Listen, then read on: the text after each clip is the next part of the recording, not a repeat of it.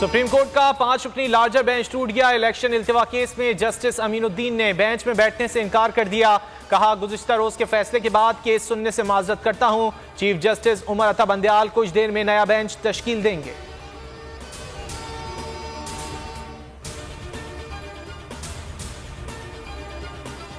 Full bench बने या larger, Tehreek Insaf को कोई एतराज नहीं। बैरिस्टर अली जफर कहते हैं, जो भी बेंच बनेगा उसे तस्लीम करेंगे।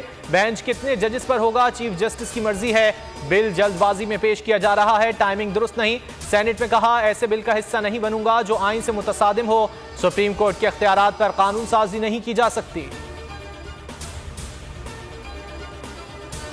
बेंच का टूटना निशानदही कर रहा है सब ठीक नहीं। सुप्रीम कोर्ट खुद को सियासी मामलात से दूर रखे। ख्वाजा आसिफ कहते हैं, तारीख को दुरुस्त करना है तो पलड़े बराबर करना होंगे। इंसाफ करने वाले इदारे में सियासत ना आने दें। मुज़ाकरात के लिए फरीकैन को शामिल किया जाए। मुल्क जिन हालात में है, अदालत का किरदार अहम होगा। अदालती इस्लाहात बिल ऐवान ज़ेरी से ऐवान बाला जा पहुंचा। आजम नज़ीर तारड़ ने बिल पेश कर दिया। तहरीक इंसाफ की मुखालिफत, सख्त एहतजाज। वजीर कानून कहते हैं, सुप्रीम कोर्ट के 17 जजेस सब बराबर हैं। माजी में सो मोटो के बेदरेग इस्तेमाल से अरबों डॉलर नुकसान हुआ। कानून में तब्दीली की गुंजाइश होती है। आइन कहता है, एक दूसरे के काम में मदाखलत ना करें। मामलात के हल के लिए इज्तिमाई डायलॉग की जरूरत है, हुकूमत की पेशकश। राना सनाउल्लाह ने कहा, मुल्क अफरा तफरी और अनारकी के दहाने पर खड़ा है। सियासी दर्जे हरारत बढ़ाने का इल्जाम इमरान खान पर धर दिया।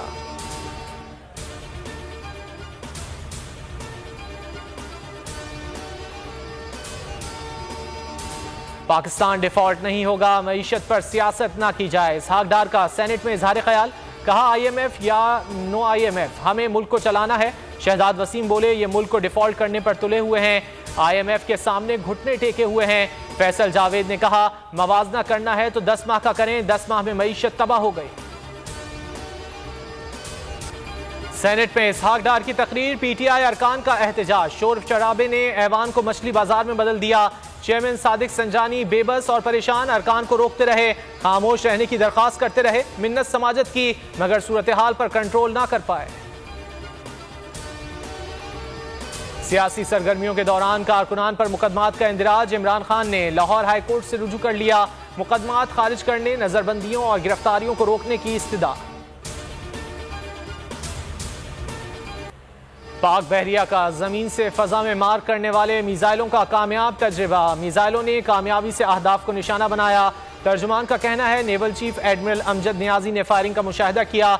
अमीरुल बहर ने पाक बहरिया की ऑपरेशनल तैयारियों पर मुकम्मल इत्मीनान का इजहार किया। कहा, मिसाइलों का कामयाब तजर्बा हरबी तैयारियों का मुंह बोलता सबूत है।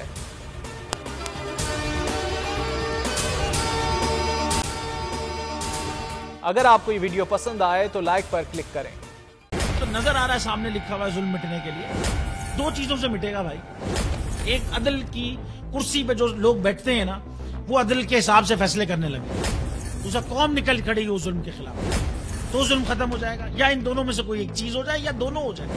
अगर 420 का मुकदमा था, उस वक्त अदलिया में जो लोग बैठे हुए केस देख रहे थे, वो पूछते ना, यार चीट हुआ कौन है। जब उनको दिखता कोई चीट नहीं हुआ, केस खत्म कर देते। तो जालिम जुल्म कर ही नहीं पाता। 9 जजेस ने नोट बिफोर किया मेरे केस को, यार 1.5 साल चला। शख्सी जमानत का केस, सेम केस इस्लामाबाद में कर दिया। एक ही इल्जाम पे 2 केस हो नहीं सकते भाई। मतलब 60 दिन का वक्त होता है। 102 दिन के बाद मैं जीत गया, केस बरी हो गया। 102 दिन के बाद अपील फाइल की, एक्सेप्ट कर ली। नहीं करते ना एक्सेप्ट, खत्म हो जाता ना जुल्म यार। भरी अदालत में मुझे बरी कर दिया, फिर पता नहीं क्या हुआ, 2.5 घंटे बाद का नोट बिफोर। मैं नहीं सुनता ये केस, खड़े रहते अपने फैसले पे, मिट जाता जुल्म। अल्लाह ताला ने बिठाया इन कुर्सियों पे इनको यार, ये अल्लाह ताला की तरफ से फैसले करने हैं। तो या तो ये फैसले आएंगे, जुल्म मिट जाएगा, या कौम खड़ी हो जाएगी जुल्म के खिलाफ।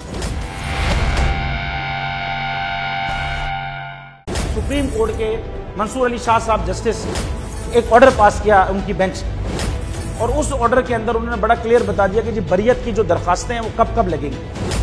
उसमें से एक वजह उन्होंने बताई कि जी जब कोई क्राइम ही ना हुआ हो तो बरी कर दें, ताकि अदालतों पे बोझ ना रहे, वो केसेस चलते ना रहे। सुप्रीम कोर्ट ये मिसालें कब बनाएगा, ऐसे लोगों के खिलाफ जो इस तरह की FIR काट रहे हैं, ऐसे ऑफिसर्स, और ऐसे लोग जो इस तरह के केसेस को जजेस चला रहे हैं।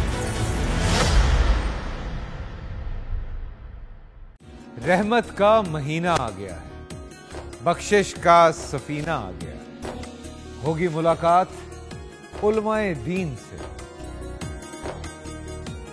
जो देंगे इत्तेहादे बैनुल मसालिकीन का दर्स। जिक्र होगा अंबियाए कराम का, रमजान की स्पेशल ट्रांसमिशन रमजान में।